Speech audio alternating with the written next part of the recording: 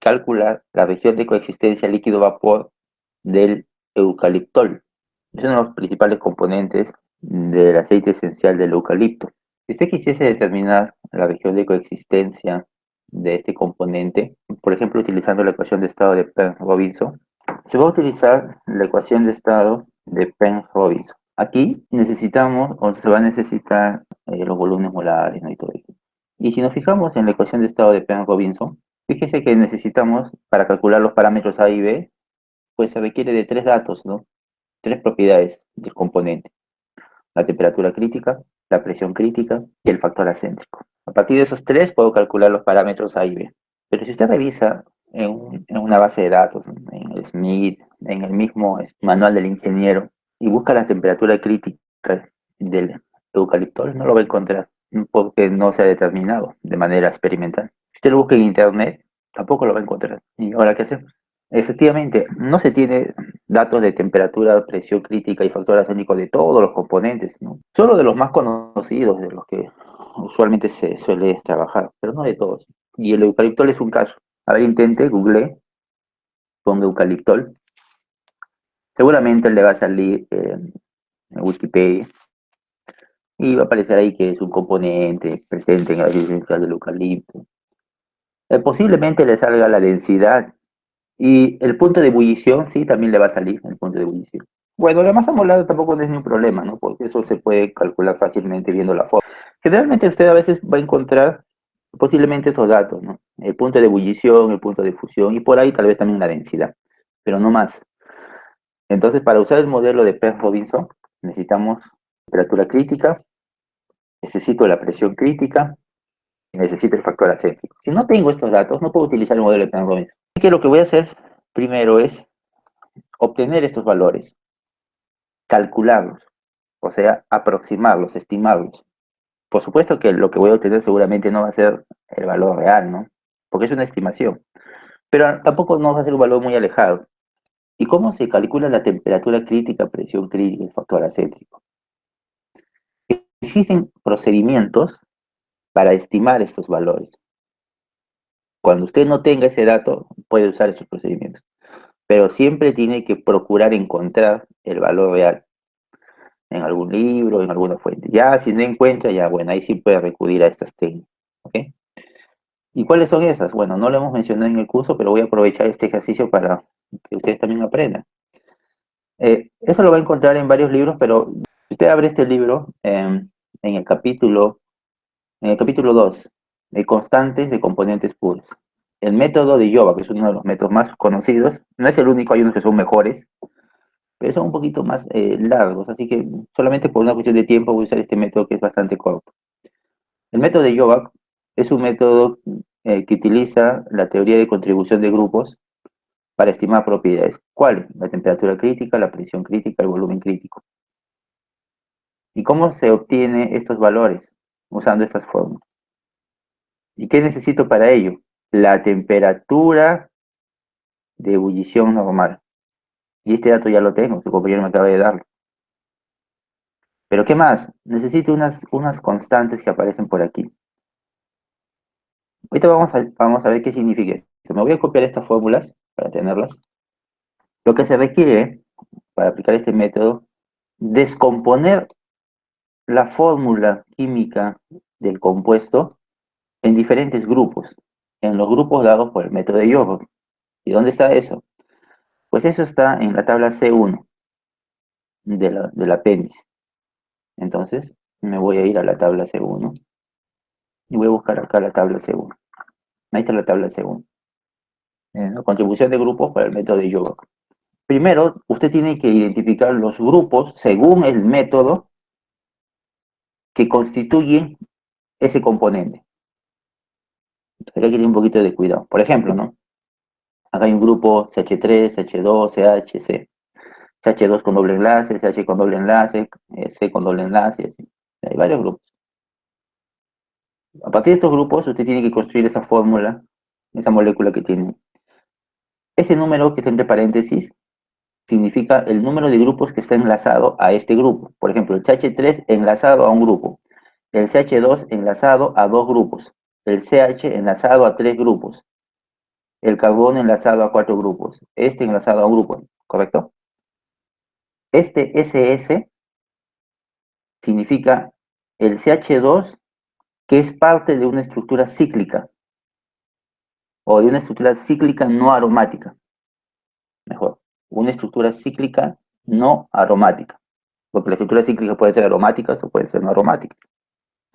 Mientras que este DS significa que este es un grupo que es parte de una estructura cíclica pero aromática. Esos detalles usted lo puede encontrar acá abajo. Aquí está. Aquí lo explica. Mire, con el método de Yoga no solamente se puede calcular la temperatura crítica, también usted podría estimar el punto de ebullición normal, el punto de fusión, la entalpía de formación, la entalpía de vaporización, la capacidad calorífica y varias propiedades que pueden calcularse por este método. Pero bueno, nosotros vamos a dedicar solo a esto. Ahora usted dirá, pero si acá está el punto de ebullición, ¿por qué no lo calculo con esto? Siempre utilice un valor real. Solamente utilice estas fórmulas cuando desconoce un dato. Ya no lo use para todo tampoco. Muy bien, entonces ahora lo que tengo que hacer es buscar los grupos que forman parte eh, de esta molécula, del eucaliptol. Por ejemplo, acá vemos que hay 3 grupos CH3, ¿no? ¿Ve? Y cada uno tiene un enlace, está enlazado a un grupo. El grupo K, y aquí lo voy a poner NK. Este NK significa el número de grupos de ese tipo. En nuestro caso, 3 de estos grupos. CH2 con 2 grupos enlazados, pero ojo, esto es para una cadena abierta. Entonces será CH2 unido a 2 grupos, ¿no? Bueno, aquí dice SS unido a 2 grupos. ¿Cuántos de esos tenemos? Aquí hay 1, 2, 3 y 4. ¿Cuál más? Si se fija aquí, este que está acá, este carbono, está unido a 3 grupos, por lo tanto es un CH, pero es un CH que es parte de una estructura cíclica. Entonces aquí tendremos el CH, parte de una estructura cíclica no aromática, que está unido a 3 grupos. ¿Cuántos de esos tenemos? Solo uno. Luego, si se fija en este que está aquí, este es un carbono que está unido a 4 grupos y es parte de una estructura cíclica, correcto. Si se fija en este carbono que está acá, también es un carbono unido a 4 grupos. ¿Ve? Aquí hay 1, 2, 3 y al oxígeno, 4. Y también es parte de una estructura cíclica. Si se da cuenta, mire, acá está el ciclo. Viene por el oxígeno, baja por acá, viene por acá, viene por acá y cierra el ciclo. ¿Ve?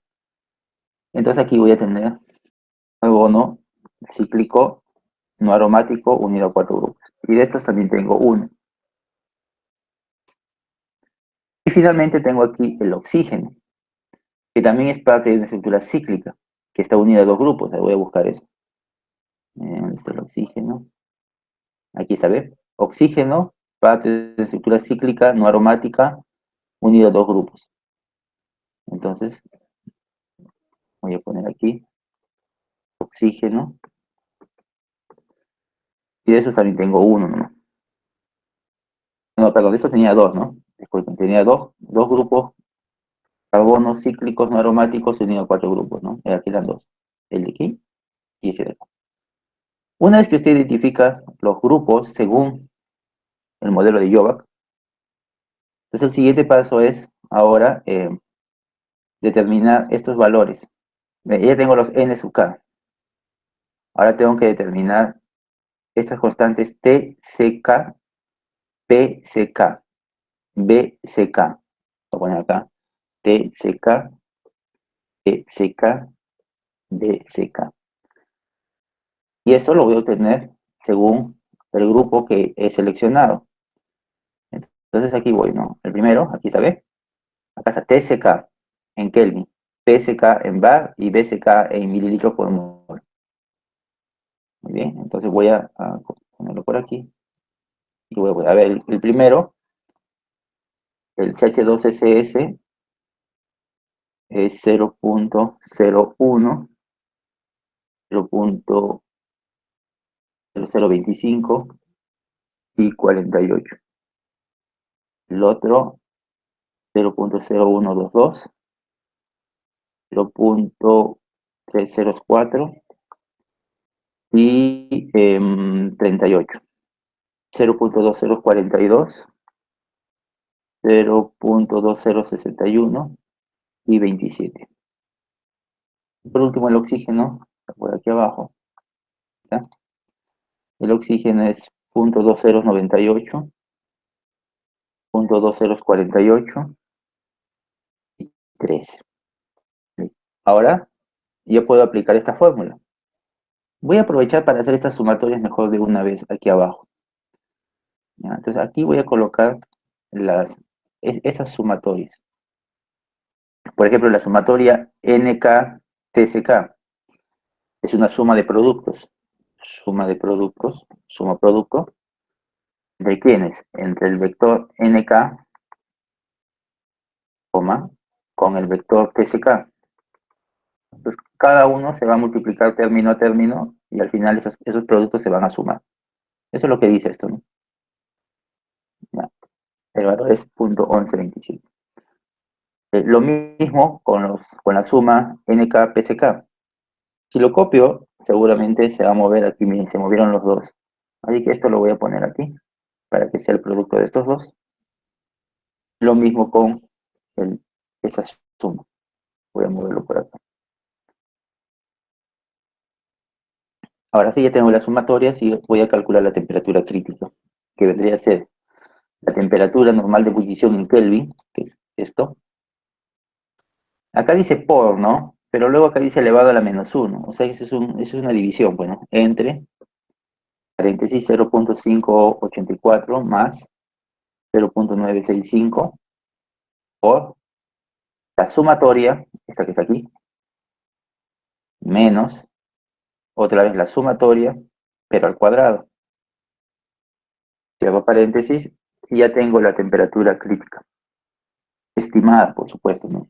No es el valor exacto. Le voy a quitar algunos decimales y listo. Ahora voy por la presión crítica, pero en el caso de la presión crítica, fíjense que acá hay un dato que no lo había considerado, dice N de átomos, o sea, el número total de átomos. Bueno, eso lo voy a colocar por acá. Vamos a ponerlo por aquí. A ver, ¿cómo le hago? Ya voy a ponerlo acá. Número de átomos. En total, ¿cuántos átomos tiene esta especie? En total. Bueno, para eso podríamos colocar la fórmula molecular, ¿no? La fórmula molecular aquí es carbono 10, hidrógeno, bueno, ya es cuestión de sumar los hidrógenos, son 18, más un oxígeno. 29 átomos en total. Entonces, esto es igual a 29. ¿Ok? Ahora sí. Entonces, ahora sí ya puedo aplicar esta fórmula. A ver, sería. Miren, acá dice el cosquete está elevado a la -2. O sea que esto es 1 entre, paréntesis, 0.113 más 0.0032, que multiplica el número de átomos, que es 29, menos la sumatoria, esa sumatoria que acabo de hacer hace un momento, y todo eso elevado al cuadrado. Me da una presión crítica de 30,18 grados. ¿Ok? Y por último, el volumen. Ah, el volumen crítico. Ah, pero yo no quiero el volumen crítico, solo quiero el factor acéntrico. ¿Y ahora qué hago? Eh, bueno, lo voy a dejar ahí por un momento. Me está faltando el factor acéntrico. Y el factor de compresibilidad crítico se puede calcular a partir de los valores críticos. ¿Sí? El Z crítico no es otra cosa más que la presión crítica multiplicado por el volumen crítico dividido la constante de los gases por la temperatura crítica. Ese es el factor crítico. Es lo mismo, pero solamente en el punto crítico. Entonces, eso se puede calcular si es que usted tiene estos valores. Y usted tiene los dos, te falta solamente el volumen crítico. Entonces, lo que voy a hacer, bueno, voy a calcular aquí. Voy a empezar por el volumen crítico, que es 7.5 más esta sumatoria. Ya, 509. Ahora voy a calcular el Z crítico. Pero para el Z crítico necesito el valor de R. Entonces voy a aprovechar aquí para insertar una línea y voy a colocar el valor de R. El valor de R tiene que tener unidades consistentes. En este caso, unidades de bar, mililitro, mol, Kelvin. Y eso es 83.14. Ahora sí, el Z crítico sería la presión crítica, que es aquí, el volumen crítico, la constante R y la temperatura crítica. Punto 28. Y por lo tanto, ya puedo calcular el factor acéntrico.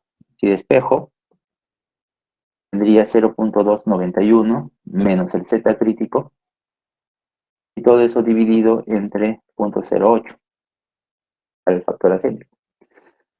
Ya, tengo una estimación del factor acéntrico de 0.13. Y listo, ya tengo las propiedades del eucalipto. Ahora ya puedo aplicar Pavlov con confianza. ¿Te das cuenta?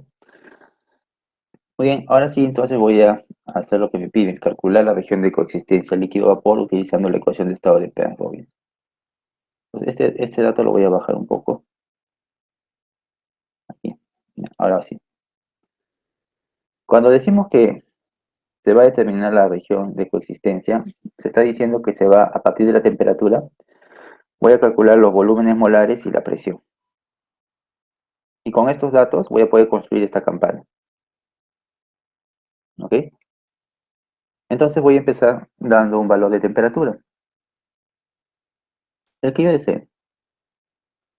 Un valor de temperatura,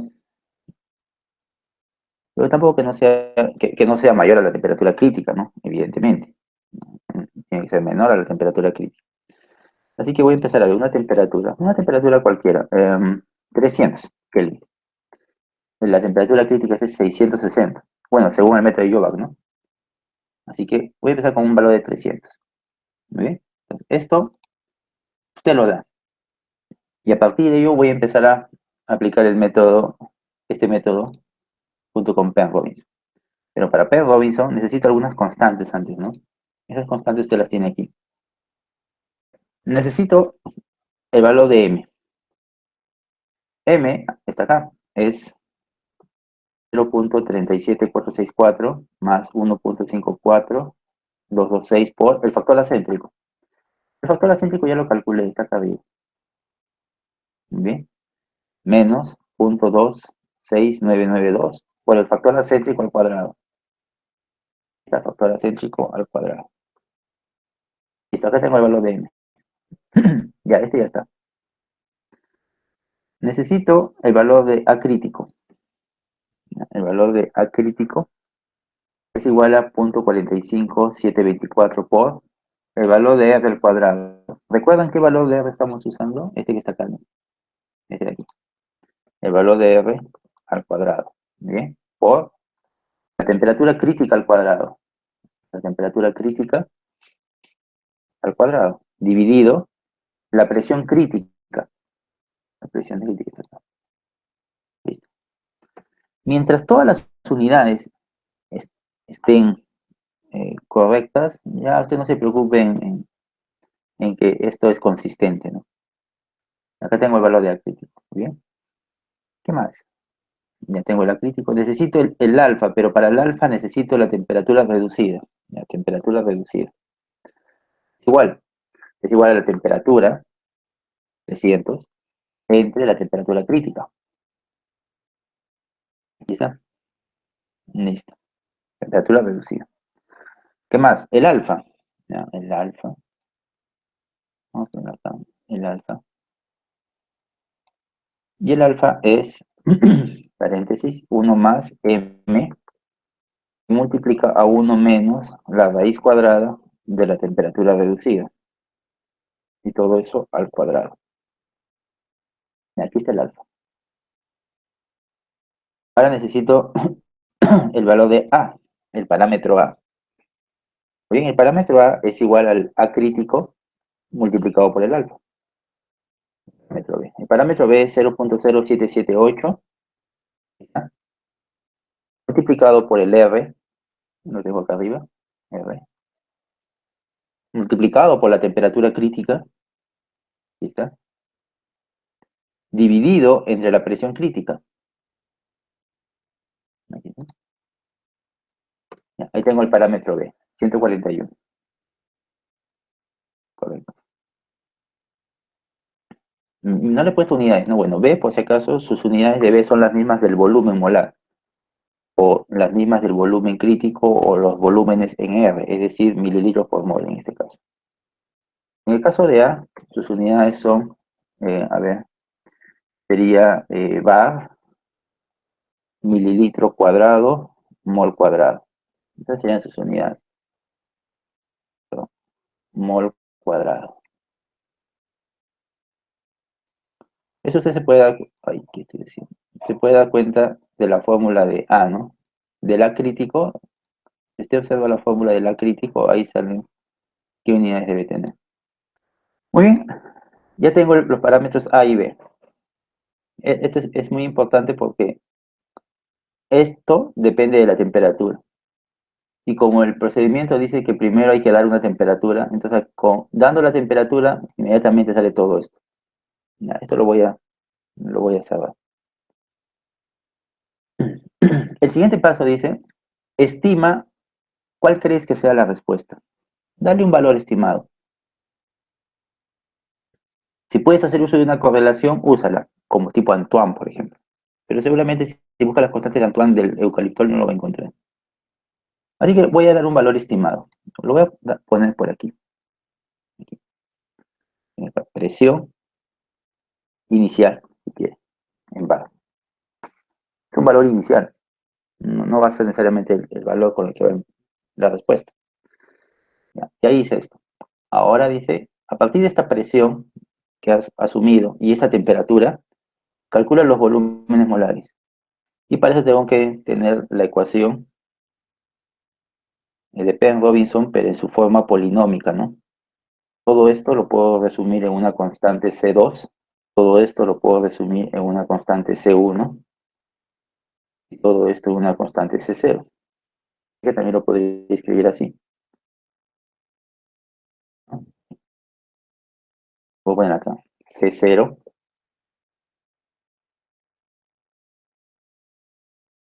¿ok? C1 y C2. ¿Cuánto vale C0? Bueno, C0 es este término, ¿no? Es el B al cubo más R, que está por acá arriba, por la temperatura, entre la presión, que es esta, por B cuadrado,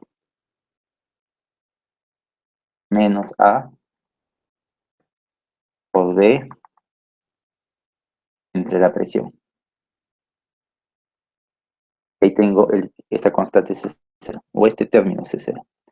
C1 sería A entre la presión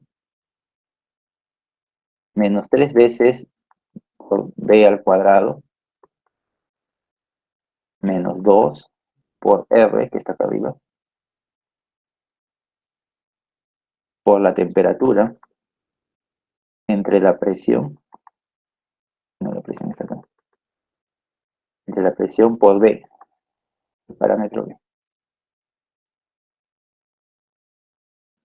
Y finalmente C2 es B menos R, que está por aquí, por la temperatura entre la presión. Y listo, ya tengo C2. Entonces ya tengo estas tres constantes. Ahora es cuestión de resolver el polinomio grado 3. Este polinomio grado 3 me va a dar tres raíces. Por eso tiene que seleccionar tres casilleros para las tres raíces. Y escribe, ¿no? Policúbica. Si no tiene eso, bueno, tendría que aplicar el método de Cardano, que es policúbica, y selecciona estas tres parámetros. Cierro y presiono Control Shift Enter. Control Shift Enter. Todo junto, ¿eh? Control Shift Enter. Aquí están las tres raíces. Ahora, de esas tres raíces, tengo que identificar cuál es el volumen en fase gas, mililitro por mol, y el volumen en fase líquida. Ya sabemos que el volumen en fase gas es el mayor de los tres, ¿no? El máximo, paréntesis, de estos tres. Cierro paréntesis. Y para el volumen es el más pequeño, es el mínimo de estos tres. Ya tengo los dos volúmenes a partir de esta temperatura y esta presión. El siguiente paso es calcular la presión utilizando la igualdad de fugacidades, que para el caso de la ecuación de Penrose-Robinson es esto. Entonces, a partir de esta expresión, que es el resultado de la igualdad o del equilibrio químico, aplicando la ecuación de Penrose-Robinson, usted puede estimar la presión. Recuerden que esto pasa a dividir, ¿eh? Entonces sería paréntesis, R, y está por acá, R, que multiplica a la temperatura, que multiplica al logaritmo natural del volumen gaseoso menos el parámetro B, cierro, entre el volumen líquido menos el parámetro B, cierro, dos veces, y terminé el logaritmo, más el parámetro A, entre 2 entre la raíz de 2 entre B, por el logaritmo natural, paréntesis. Aquí hay que tener mucho cuidado con esto. Abro otra vez paréntesis. Volumen líquido más B multiplica, paréntesis, 1 menos la raíz, paréntesis 2, cierro paréntesis de la raíz, cierro paréntesis de la resta, cierro paréntesis de la suma, divido, paréntesis, estoy acá, entre volumen líquido más el parámetro B, por paréntesis 1 más la raíz de 2, cierro raíz, cierro suma, cierro paréntesis, por paréntesis, ahora estoy acá arriba en el volumen gaseoso, volumen gas más parámetro B por 1 menos 1 más raíz 2, cierro raíz, cierro suma, cierro paréntesis, divide, paréntesis, volumen gas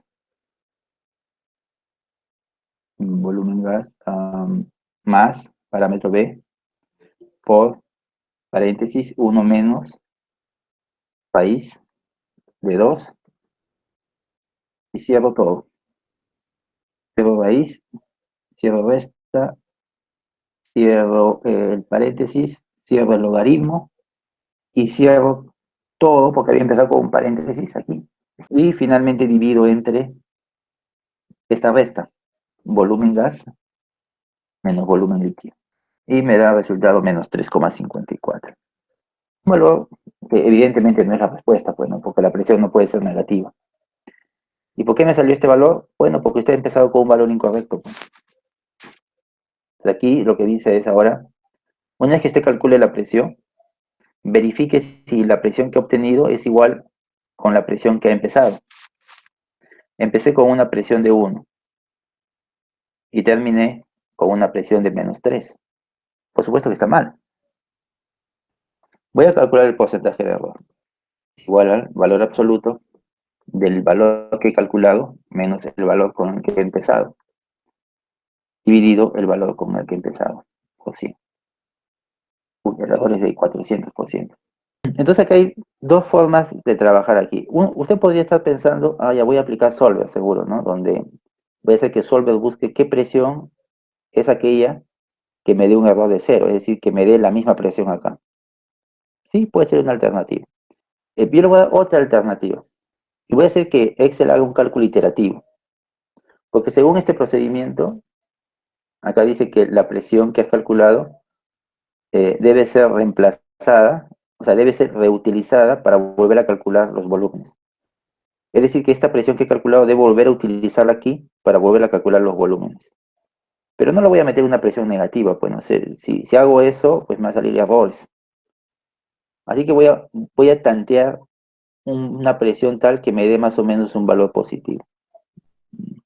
Voy a tantear. A ver, voy a aumentar, a ver, dice un bar, me lo voy a poner 2 bar. Aumentó 600% de error. No, creo que por ahí no va. Voy a reducir. Ya, 1 me sale 450 de error. A ver, 0,5 ha bajado un poco el error. 0.1, sigue bajando el error. No puedo ponerle 0, pues, ¿no? 0.05 y el error sigue bajando. 0.01, el error sigue bajando. Pero fíjense que ahora ya la presión aquí me sale positiva. 0.014, 0.0. Están por ahí. El error es el 47%. Quiere decir que la respuesta, estoy cerca de la respuesta. Y así usted puede seguir intentando, probando un número hasta que le salga el mismo número acá. Puede aplicar un procedimiento numérico si desea. También un nitrográfico, una bisección, una secante, bisección, que sí. Pero voy a hacer que Excel lo haga, pero sin Solver.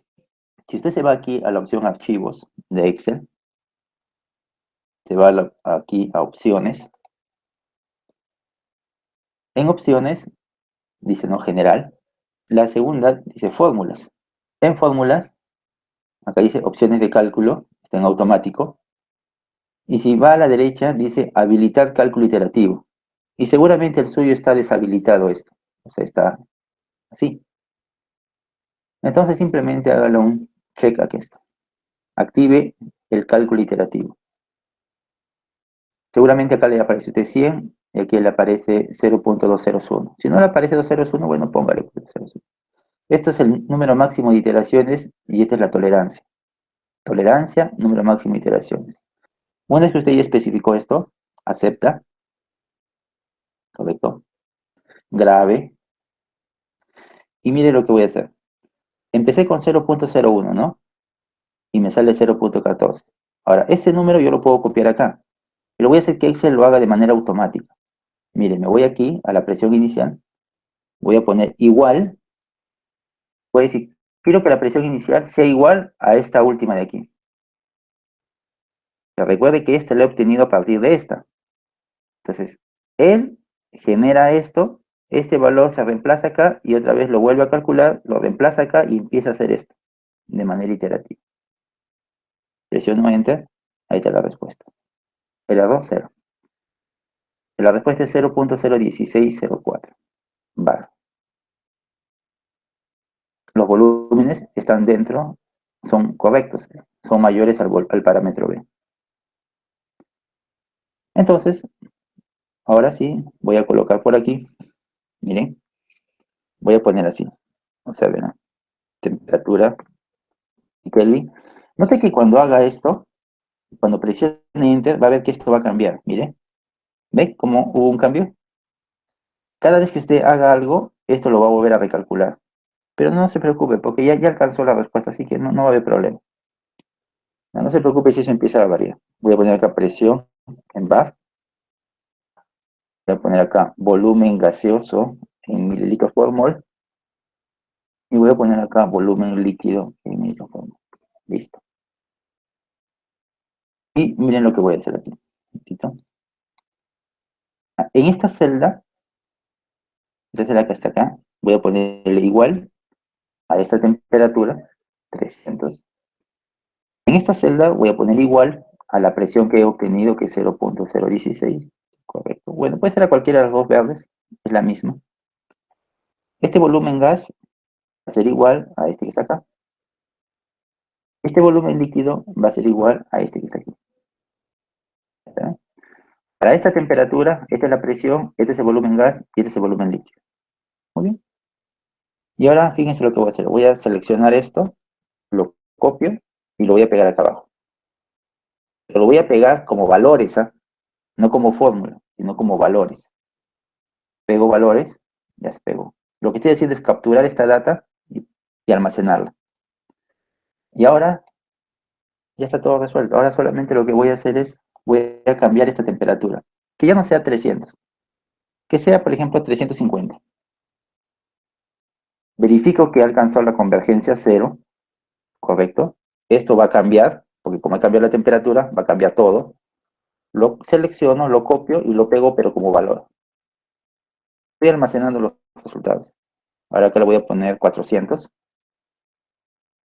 Cambia, verifico que alcanzó la convergencia, copio y lo pego aquí abajo. Y así, 450, verifico la convergencia, copio y pego. 500, verifico la convergencia, copio y pego. 550, verifico que alcanzó la convergencia, que la presión es positiva, correcto, copio y pego como valor. ¿Ok? Y así voy a continuar. 600. Tengo que tener cuidado de no pasarme la temperatura crítica. La temperatura crítica es de 660. Estoy en 600. Aquí ya voy a reducir un poquito. Voy a ponerle 620. Si por alguna razón no le alcanza la convergencia, entonces simplemente este número lo cambio por un valor que usted quiere que esté cerca y vuelvo a aplicar la igualdad. 620, 640, a ver. Mira acá, error. Ya muy bien. Ya, entonces aquí, ¿qué es lo que voy a hacer? Aquí me produce un error, no importa. Voy a cambiar, voy a ver cuál fue la última presión que obtuve, 20, ¿no? Miren, 620 era 20 bar, ya, muy bien. En 640, pues no va a ser 20, no tiene que ser un poquito más. Le voy a poner 22. No, error. Ya, muy bien. A ver, 21, 23. Ya, miren, con 23 ya tengo una respuesta, 24. Ya está. Ahora sí, lo pongo esto igual a este y ya está. Eso a veces pasa, hay que tener cuidado con eso. Siempre está verificando acá. Ahora sí te continúo. 640. Luego, luego puede ser 660, ¿no? La temperatura crítica. Ya, 650. Otra vez error. ¿Cuál fue la última presión? 24, ¿no? Ya, acá lo voy a poner 26. No, todavía no. 30. Todavía, creo que mucho 30. 27. Ahí está, 27. 27 no me sale 27, así que le voy a poner esto es igual a esto. A medida que nos acercamos al punto crítico, esto se vuelve muy, muy sensible y hay que tener mucho cuidado con esto. Cuando nos acercamos al punto crítico es más fino esto y por lo tanto hay que tener mucha precaución ahí. Ya lo voy a dejar aquí, suficiente. Si gustan pueden poner acá temperatura en grados Celsius, resto 273.15. ¿Listo? Ya está, ya puedo hacer mi gráfico. La campana, miren, voy a graficar la campana. Voy a insertar con puntos, aunque también podría ser con puntos y líneas, pero vamos a ver con puntos nomás. ¿Y quién sería? Aquí voy a graficar el volumen gas. En el eje de las X estaría el volumen gaseoso. En el eje de las Y estaría la presión. No, porque voy a hacer este gráfico que está acá a la izquierda. Listo, acepto. Ahora voy por el volumen líquido. Por la fase líquida tendría aquí el volumen líquido, que es esto, en el eje de las X, y en el eje de las Y la presión. El volumen molar, que está en mililitros por mol. No salió así, no salió como en la figurita que tenemos ahí en la diapositiva. Ese es un problema de las cantidades, pues. Estamos trabajando con cantidades bien pequeñas y bien grandes, por eso que sale así. Para evitar ese problema, lo que usted puede hacer es poner la escala de la abscisa en escala logarítmica. Selecciono el formato de eje y aquí le voy a poner escala logarítmica. Ahí está, mire. Ahí está, mire. ¿Ve? Ahí está su campana. La fase líquida, la fase gaseosa. Y ahí están los puntos de equilibrio. Falta un punto acá arriba, ¿no? Es el punto crítico. A medida que voy ascendiendo, o sea, voy subiendo la temperatura, me voy acercando al punto crítico. Estas dos curvas se van acercando. Y cuando se van acercando, este cálculo iterativo se vuelve un poquito más complicado. Por eso me salía error. Porque había que darle un buen valor inicial. Ya tengo la región de coexistencia líquido-vapor. Y no solo eso, usted también podría tener, voy a poner por acá, la curva de presión de vapor, ¿recuerda? La curva de presión de vapor es la presión en función a la temperatura. Entonces la temperatura, voy a usar la temperatura en Celsius para que se entienda mejor. Y en el eje de la Y, la presión. Ahí me pasé. ¿Listo? ¿Recuerda? Hacia acá arriba va hacia el punto crítico y hacia abajo va hacia el punto triple. ¿sí? Esta es la curva de presión de vapor para el eucaliptol.